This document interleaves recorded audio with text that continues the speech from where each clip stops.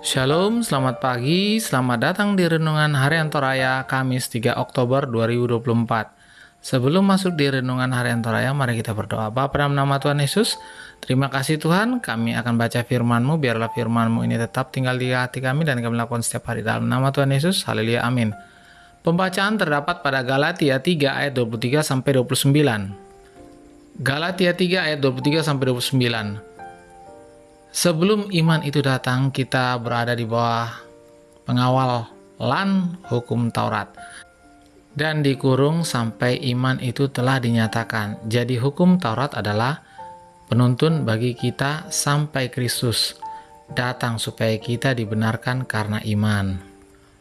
Sekarang iman itu telah datang, karena itu kita tidak berada lagi di bawah pengawasan penuntun, sebab kamu semua adalah anak-anak Allah karena iman di dalam Yesus Kristus, karena kamu semua yang dibaptis di dalam Kristus telah mengenalkan Kristus.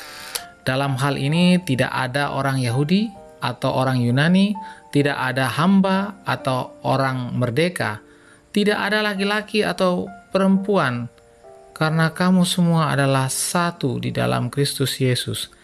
Dan jikalau kamu adalah milik Kristus, maka kamu juga adalah keturunan Abraham dan berhak menerima janji Allah.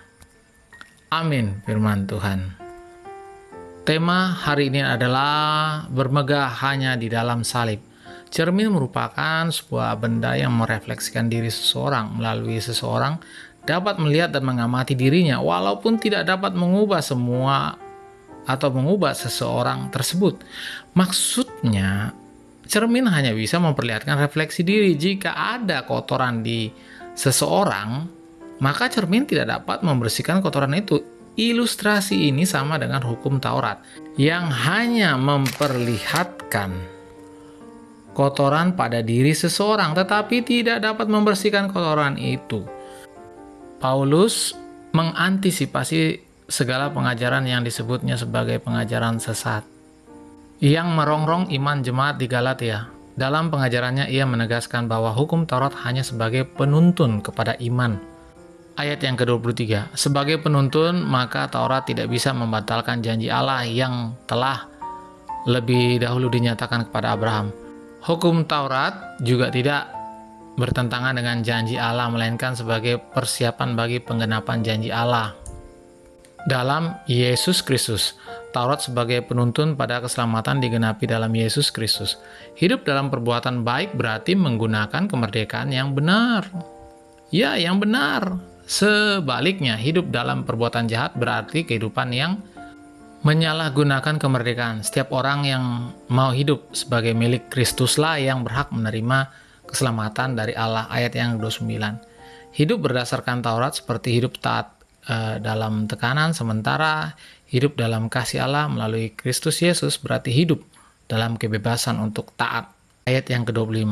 Ketaatan bukan karena tekanan, melainkan ketaatan karena kebebasan. Harus taat karena mau bebas.